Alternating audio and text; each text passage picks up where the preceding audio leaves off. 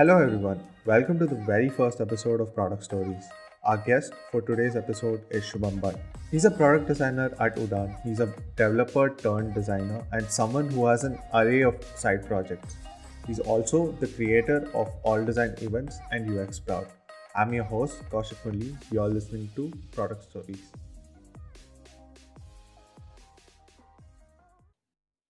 Hi Shubham, thank you so much Hi, for being here. Thank you so much for being the first guest of Product Stories. Super glad to have you here. pleasure is all mine. Kaushik, Great man. So I've known you for almost a year now. I think I probably met you during Jan or February of 2020. And yeah.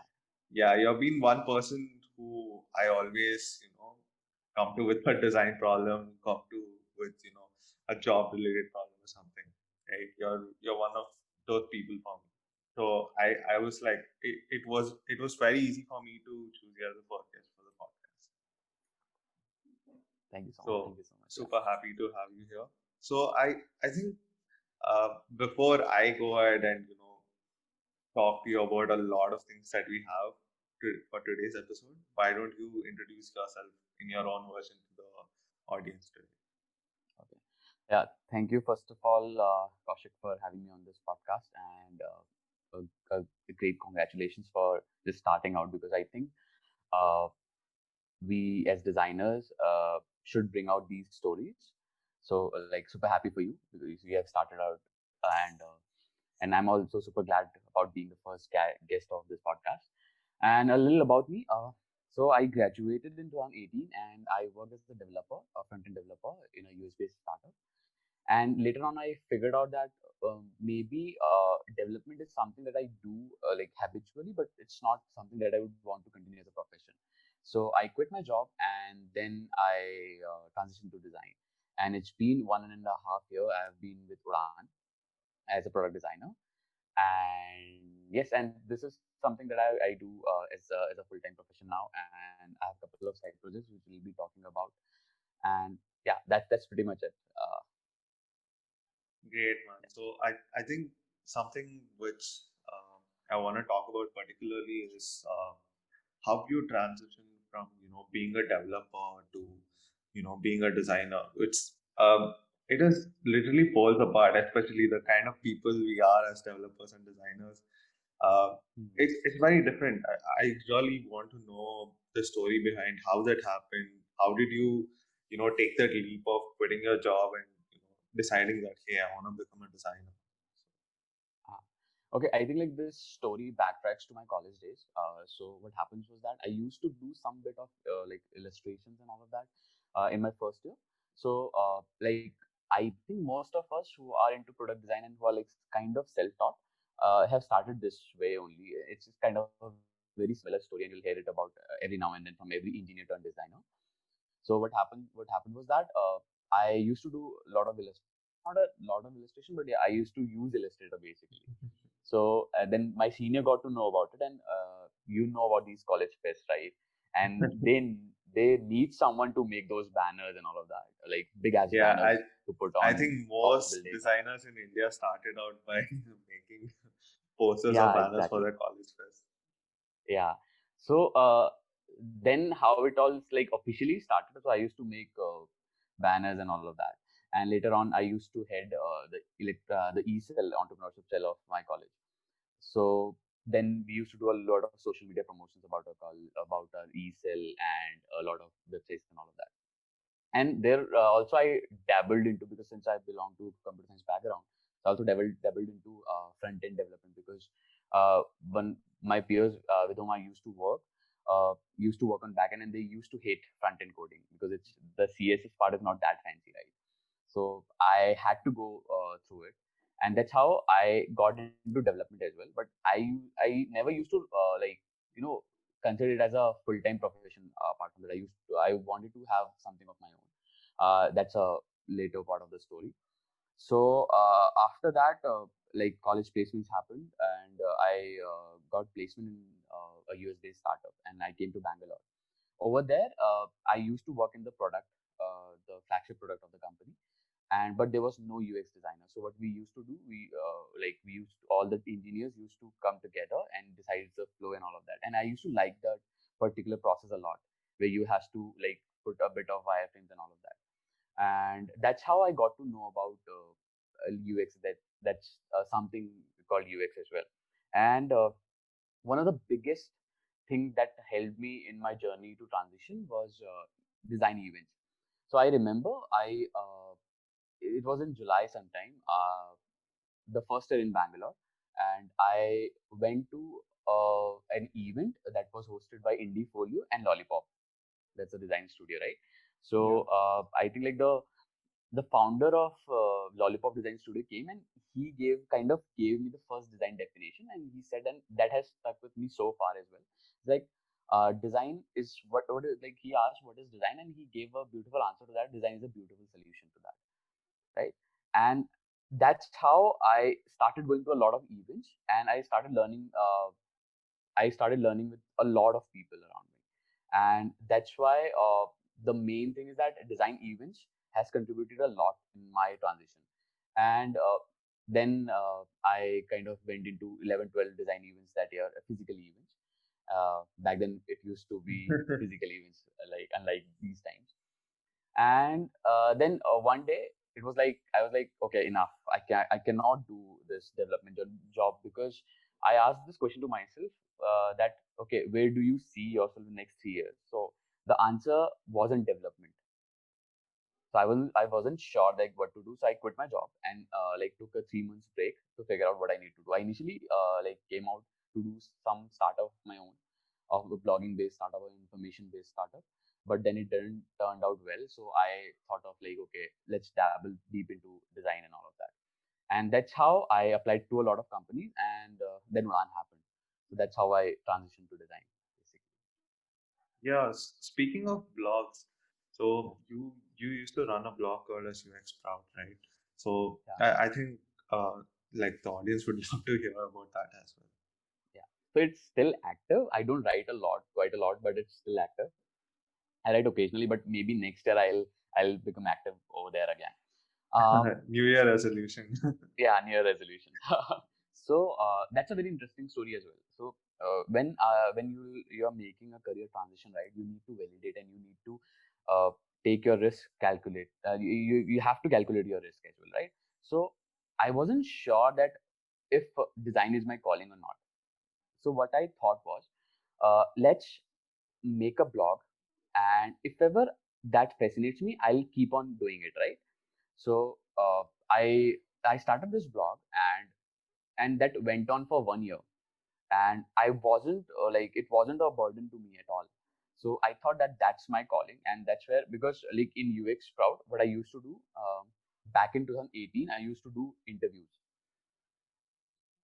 and Yeah. those interviews were from like people like Saptarshi Prakash and Adit Gupta from ServiceNow, Karthi Subbaraman from Experience, and all of that. And I owe them a lot, because the way I primarily learn is through people, because they have been into that space for so long, and they have figured out their processes and stuff, right? So whenever you talk to them in depth about their processes, you get to learn a lot, and it kind of accelerated my learnings as well. And that's what I used to do in UX Sprout. And apart from that, one of the key area where I used to write about in UX Sprout was um, around documenting my journey. So what happens is that whenever you want to see, or where have you reached so far, right? You need to backtrack your journey. But many times in the chaos of your career or your work or your job, right, you kind of miss out some of the important aspects. And that's where I got into a habit of documenting my journey as well. So if ever you go there, and you'll see there's a documentation of how I got into design, and how my first year has been, and how my six months has been in design. So every kind of documentation is there. So that's how UX Sprout happened. So in a nutshell, if I have to talk about it, it was majorly about validating my idea of transitioning, or whether design is my calling or not, and then it has been so far with me. Yeah, It was like your minimum viable product to yeah, exactly. to find out if you like this or not. Like Great. it's like I also it's like designing my own career and validating if it's my calling or not. Yeah, and I also really love the documenting part because I think I've seen quite a lot of few people wish they had documented their initial years as a designer, and at the Yeah. same time, it's a great way for even you to reflect on how far you have come as a designer, right? So I was just thinking today is like at this time of recording this today, 26th December. And 26th December was the day I started my product design internship with Tapchief last year. Ah, So nice. it's just been exactly 1 year, and we are recording this episode at the same time. So yeah, We have come a long way, it's man. yeah, it's interesting to just reflect on how far we have come just from the few little things which we have documented. Yeah. So yeah, you also mentioned, right, that design events played a huge role for you developing as a designer, and I'm pretty sure that's the reason why you even started all design events. Yeah. So yeah, I would love it if you could talk a bit about that as well, because that's one of the side projects through which I started talking with you as well. If you Exactly. Yeah. Yeah. So if you see all design events are like shaping up right now, it's like it kind of gave me a social media presence as well. So like earlier it used to be UX proud because I kind of know that like I'll tell you an incident about it, like why that kind of, I am digressing a bit though, but that kind of will give you a glimpse of why side projects are necessary. So I was there in an event like in 2018, okay, and I had started UX proud only, and I used to do, I had done like 2 or 3 interviews with like good designers out there, and I was there in this event, and I just mentioned, I just happened to mention UX Cloud to somebody, and somebody turned up and said that I have heard about this cloud, and that was the first time I realized the power of a side project or a blog or a social media presence out there.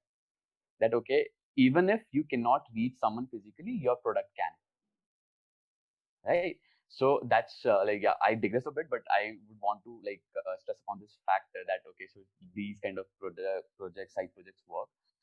Like talking about all design events, yeah, you mentioned it correctly that like since events has played a crucial role in my career, in my transition. So I wanted to give it back, and so the story backtracks to something like I used to be a common face in most of the events, physical events back then. So there used to be like IDF used to organize a lot of events back then, right? And then there were Hello Meets events, and then there were a couple of other events as well. So I used to be a common face, and whenever like some faces become common in events, right? Then you become friends as well, and people ask you like how you get to know about all of these events. And then like initially what I started was I started like WhatsApping each one of them, like these are the events happening around you. And then I started with the group as well, but that didn't scaled up, right? So I thought okay, and then like one thing I'll mention, Pablo Stanley, right? Pablo Stanley made a project called, I had this idea way back also, but Pablo Stanley made a project called All Design Conferences, and then that kind of accelerated my process as well, because I had this idea from like previously as well. But then okay, I thought if this guy has made it, I think like that's a kind of validation you require, right? Sometimes that some big person or big shot guy like has something in that direction, so maybe this can work. So then I wanted to give back to the community because design events has played a crucial role in my career. And the other problem was to solve my own problem where I used to WhatsApp each one of those, right? So I thought why not make a product out of it, and let's just help it out. And that's where I, so the making of that is very interesting because I like talked to a lot of developer friends of mine. So some person was comfortable with backend, but that person wasn't into front end. So he said, okay, you find a guy for front end, and I'll do the backend only and all of that. So and then I talked to like 2 or 3 people, but that didn't scale up. So I thought, okay, let's take the matter on my own hand, and I just happened to learn Webflow for that, and I made that in Webflow. I think like it took me 2 days to make that from scratch, but a lot of learning curve for Webflow was there previously. So that happened, and I think like to give you some stats about it, over 3,500 users has already been there on my website and over 8,000 sessions. So for a niche product like that, I'm quite happy about it.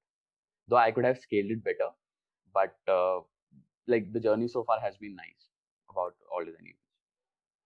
Yeah, I think something I love about all design events more than anything is that every week after week there is a post about all, like every weekend there's a post about all design events from you saying that, hey, these are the design events happening this week. You can join this and this, right? So I really love and admire the consistency that you have with all design events. So yeah. Before you even started talking about all design events, you were talking about how side projects can be helpful for designers, right? Hmm. For someone who has experienced that on a first-hand basis, and I know how much difference it can make. So I would love it if you could talk more about it, and Yeah, probably I'll try to add in the points here and there as sure. So, like specifically talking about side projects, right? The first and foremost reason for having a side project as a designer is to know about. So, let's say we all call ourselves product designers, right? And product comprises of like majorly three buckets. The first is design, then development, and then marketing, right? So, most of the time, when we as product designers are confined to one particular area, and that is design. But when you have your own side project and you are a solopreneur kind of a thing, like solopreneurs, so what happens is that you have to dabble in all these three buckets. So first you have to design that particular thing. You have to design your idea. You have to research about it, and that's your typical job as well. So you're a product designer. I think we all are well versed on that. The other part is development, right? So sometimes whenever you'll work with a developer on your own side project, you'll also get to know about all the nuances that a product goes through when it comes to development. So that comes in, and whenever you are developing it on your own way, so you'll so what happens is that whenever you'll dabble into the development aspect of any product, you'll generate more empathy towards the development in your job as well. And then the third part comes about marketing. This like a well defined, a well researched product you can make, and development is also fairly easy these days. But how do you sell your product, right? So as a side project, you have to dabble into all these three buckets. And I personally believe that as a product designer, we should dabble into these three buckets, because this makes you more aware about all the product development process, and it makes you more aware when it comes to having empathy towards all other departments in your company as well. So whenever the marketing team comes up with any new request, you can have a sense why they must be saying that, right? So like as designers, we all talk about empathy. So I think having a side project teaches you empathy as well, because you yourself has dabbled into that firsthand.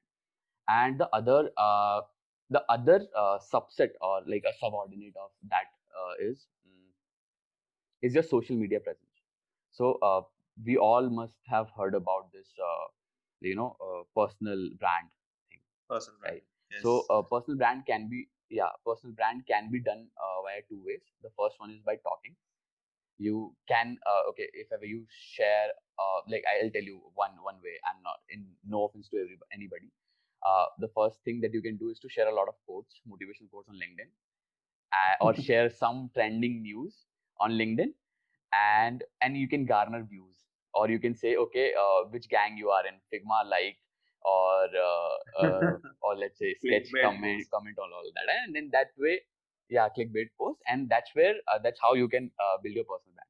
The other way, and the most suggested way, or the most recommended way, is to show your work, right? Or Give show the value. behind the scenes of your work. Yeah, they give value basically. Yeah. So side projects, because they put your work in front of you, right? Like as in what I mean by that is your work is the forefront of your profile, not your talking or your words. So that's what side projects do. So even if you have made a small project or something like that, but if ever it's providing value to at least 10 or 20 people, your value in front of those people like reaches immensely, rather than just posting motivation quotes that gives you just a small like a small instant gratification for that matter. So side projects can be like, for me, side projects are, in a nutshell, if I talk about it, side projects are for first, like building a personal brand that helps you. That's a subset of it that comes along with that. You don't necessarily don't need to have a project just for a personal brand. That's come along with it. And the other thing is to understand the nuances of all the three buckets a product goes through, so that you have more empathy towards all the departments and you understand what it takes to build a product from scratch. Yeah, some like speaking about personal branding, the first thing that comes to my mind is like while we are part of 10K designers and Abhinav used to conduct these live sessions, sometimes make these videos. Something when he spoke about personal branding was that you are either give you can there are only two ways you can increase your social media outreach. You either give value or you entertain people, and if you can do both, Yeah, that's great, right? So exactly. if someone's probably not entertaining enough, they can probably look at giving more value. And if probably like entertainment is your niche, then that's probably what you should be doing. Right? Exactly. Yeah, that's that's great. So something more I want to probably dig in deeper with respect to the side project is how you build all design events using Webflow. Like as designers, development is a huge like it appears like a huge roadblock or burden to us, simply because some of us don't for in my case I don't enjoy developing a lot, and some are just not equipped with the same skills, and that's Yeah. where no code tools have been there, and it has been a game changer. So I I think I would love it if you can probably talk a little bit more about Webflow and Yeah. how Yeah. it feels. Yeah, glad you talked about the no code thing, because I think like that has made the journey very easier. And if ever you want to validate your idea, I think that's a very cheap way to do it. Though Webflow is not cheap. So Yeah. so Yes, yes. the thing is that like I have personal experience with development as well. And since like so all of this goes back in the days where I used to kind of freelance in my college, where I used to make websites for company, for small businesses and stuff. So I have first-hand experience with WordPress and all of that, and Webflow. So like all of these tools are kind of like easy for me when it comes to like you just have to just like look into the interface and see, because most of the basics are the same, right? But when it comes to Webflow specifically, it has a steep learning curve, because the interface can be intimidating and overwhelming in the first glance, right? So it, like, I'll tell you that it took me like at least a week to just understand the interface. And the part was that the good part was about Webflow is that it makes it super easy to like just connect a database and just populate that data in the front end. But the part was that how do I put it? Yeah. So in the first go, it was very intimidating. But the thing that got me here with all design events was just hang in there. I said this to myself. I know that this is overwhelming in the first place, but if ever you just familiarize yourself with the interface in the first go, and then slowly build upon it, it will be easier. And it took me a week to just familiarize myself with the interface, and then it was a breeze. Uh, and talking about Webflow, like I took like it's very hard to understand their plans as well, right? Now there's this site plan and all of that. So There's that's account another plans. that's yeah, that's another story. Uh, but it was fairly easy once you familiarize yourself with the Webflow interface, and then you just need to know some basics of front end development, and I think you're good to go. And it has never been this easy to come up with a project. And I think like it's economical as well sometimes, because you don't necessarily need to go with the paid plan as well. You can go and deploy a site to webflow.io domain, and then I think if ever people will like it, people will use it anyway.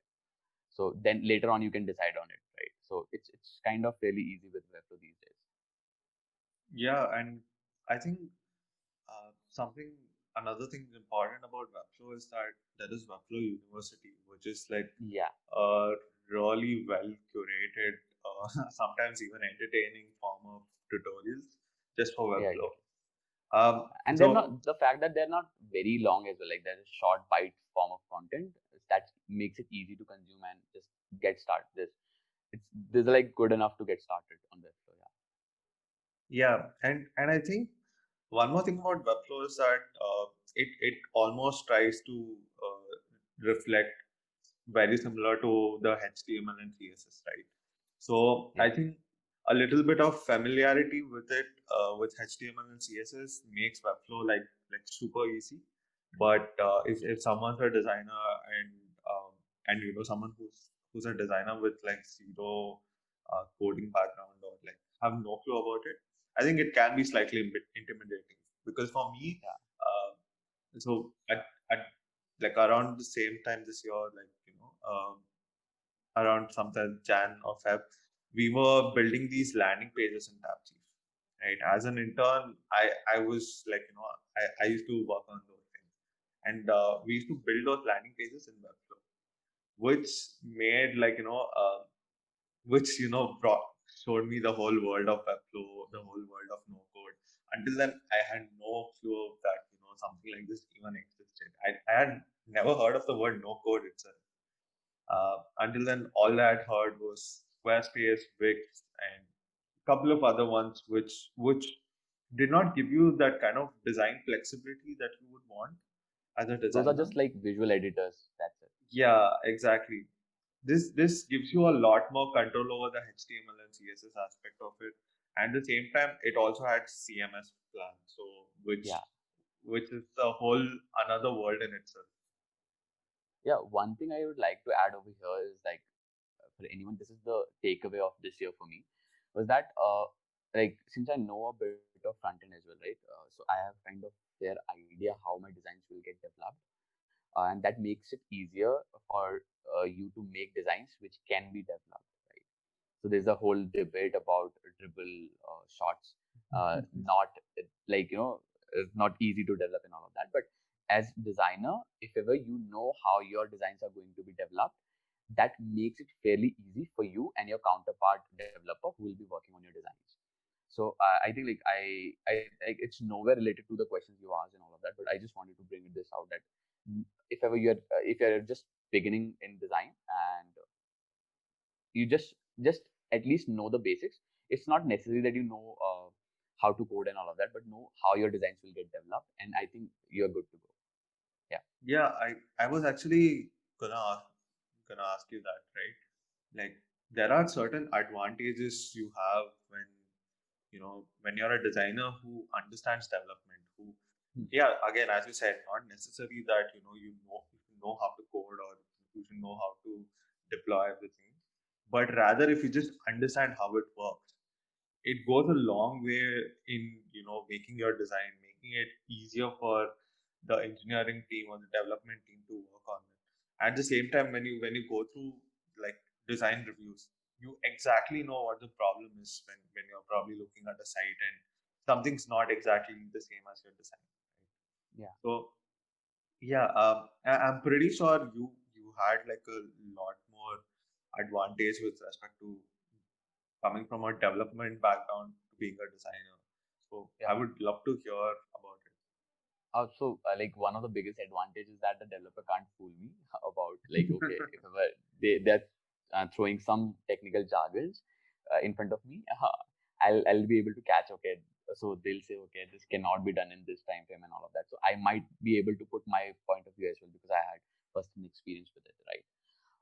But in the case, obviously, like knowing how your designs will get developed will be to your advantage. Like no matter in which you know span of your career you are in, like if you are in intermediate or because ultimately you are just facilitating the product development. The developer has to develop it, right? So knowing what can be developed and what cannot be developed will make your process easier as well, your design process easier as well. And but it doesn't mean that you need to know coding and all of that. It means that you should be aware about how like let's say like I'll give you an example. Just as a designer, most of the like we deal with styling and all that. First thing that you should be knowing is how the CSS box model works. Yeah, like like most at least important. know, yeah, most important, how your document object model DOM uh, works. And most importantly, I'll also talk about, you should be like as an internet era or netizens, right? We should also know how internet works as well. I'll go to Yeah. that level as well, like what happens when you hit google.com and hit enter, how the browser renders it. If ever you can go to that depth, that is no way a roadblock in your design journey. But at least, because since you're developing products for the internet age, that enhances your design process, your thinking about it, because these are the basic building blocks of your design or development, right? So like these days when these no code tools are bridging the gap, this, if ever you know how the css box model works, if ever you know how the dom structure of html and all of that works, uh, you are you are at least like, you will save some time in understanding all of these. So like understanding these basic concepts will take you a long way. And but that being said, it's not a roadblock in your design career. Yeah, I also believe that it gives you a certain amount of edge when you're able to relate and understand with your developers. As you said, right, while working on side projects, you develop that empathy towards your developers, towards Hmm. the marketing folks at your company, right? I think just understanding development, just figuring out how much time this might require would not just time, how much effort, what goes behind this. Is it a small change or is it a drastic change? Just understanding those couple of things, uh, like helps you a long way in just like working with your designer, working with Yeah, developers. It makes it so simple. and knowing more never hurts you. So it's like, if ever you are confined to your design domain only, right? Then I think, because like as a designer, as a budding designer and all of that, you must be curious to learn other aspects of things as well. So so that's what, like, knowing more never hurts you. So yeah. Yeah, like continuing on the same lines, like recently, like I realized that how much difference an image size or like a video size can make on a loading a page, like the speed of Hmm. loading a page, and how much difference that makes in the performance of the website, right? Yeah. So all these things I was able to learn is because uh, I was willing to go, you know, ahead of just the design niche and trying to understand the development aspect of it as well. I think it really does help designers in understanding how to go ahead with the projects. How they will be able to make a lot of decisions on their own, where they wouldn't have to rely on a developer to give them more insights. Yeah. And the other part is that it makes it very easier to, like, I'll tell you, when it comes to the design ops, where you need to dabble a lot into design development handoff, right? So if ever you go to just inspect panel of the Figma, and if you try understanding what exactly how your designs are being translated to code, and what these values are and how these values are coming, right, you'll be able to do a better handoff. And I believe that not having a better design dev handoff is a serious problem in many organizations as well. So if ever you are able to understand all these nuances of how your design is getting converted into code, you'll be able to do a better dev handoff as well. So that makes it fairly easy, and you can bridge that gap in your organization. Got it. So, like you were speaking about design dev handoff, right? Uh, I am not sure if you can talk about this, but if you probably uh, talk a little bit more about how you go with it, how you go forward with it, because design dev handoff is a real problem in most companies, right? Because Mhm. developer, the development team has a hard time just understanding what the design team has designed, and the design team has a hard time understanding why the development team can't reflect the exact same thing, right? Yeah, I think with the advent of tools like Figma and all of that, or XD for that matter, right? I think It's it Zeppelin has, as well. yeah, Zeppelin, it has come a long way. Like, because I previously it used to be like you upload your files on Zeppelin, then the design the developer or we'll come to Zeppelin and inspect all of those elements together. But now it's in one platform. So let me talk specifically about our company. How it works over there is that so we make our designs, we use Figma for all our design needs, and then what we do is we give access to the developer, and the developer goes to the inspect panel and sees all the specs there and just directly develops it.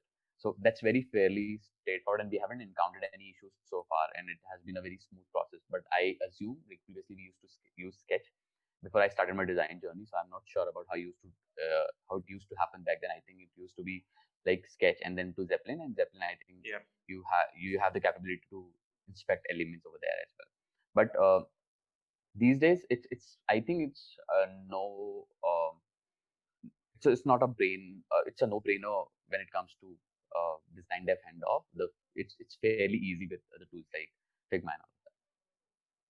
Got it. Cool. How it happens in So your organization? so we are actually using Figma and Zeppelin. So Okay.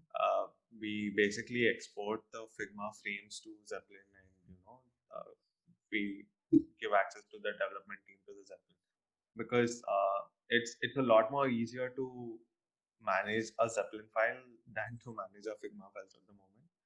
So yeah, it's and I'm not sure, I'm not quite sure. I think we were probably using Sketch before, so we are probably more used to Zeppelin now, and we don't want to change it because like our development team has a fair understanding about it, and I honestly I'm quite happy with Zeppelin, the way it works and everything. Um, Ah, you know, so we do face few issues while exporting Figma frames to Zeppelin, but yeah, mhm. after that it's fairly simple if you just understand a couple of things. Yeah. Cool. So I think I have decided that I want to end all my podcast episodes with like a rapid fire questions. So I Okay. want to know if you're ready for it. Sure. Uh, Sure. Cool. So I'll start. I have five rapid fire questions, and I'll start mhm. with the first one. Your favorite designer? Darshan Gajara. Okay. Your favorite design software? Figma, obviously. Quite obviously. Yeah. Favorite design YouTube channel? uh ABN UX. Okay. Twitter or Instagram? Twitter. One advice you would give for a designer just starting out? Hang in there. Don't get intimidated by uh, a lot of people having good designs. It takes time, and I used to. I'll tell you my example that I used to compare a lot with those folks who have been there in the industry for 7 to 8 years, and that brings instant dissatisfaction towards your work. But you need to understand that it has taken them certain amount of time to reach there. So good things take time to happen. So hang in there. Just document everything. Just learn each and every single day, and you'll be there. Yeah. And as a designer, Great. you'll always face existential crisis. So like, Every weekend. yeah, be comfortable with that. Yeah. I think that was a brilliant advice. I can totally understand the existential crisis part. But yeah, it's been a great first episode. Thank you so much for being here. Thank you Pleasure is so all much mine. for all your valuable insights. I had a beautiful time talking to you Same here. about development team, about no code tools, about side projects and everything. To anyone listening to this podcast, you should all go and check out All Design Events. It's a side project created by Shubham where he lists all the latest design events happening, and it's pretty much always updated. So if you need any design events that you want to know about, like All Design Events is your place. Yeah. And Thank it's you the for first plugging that search in. result which appears when you Google All Design Events as Yeah.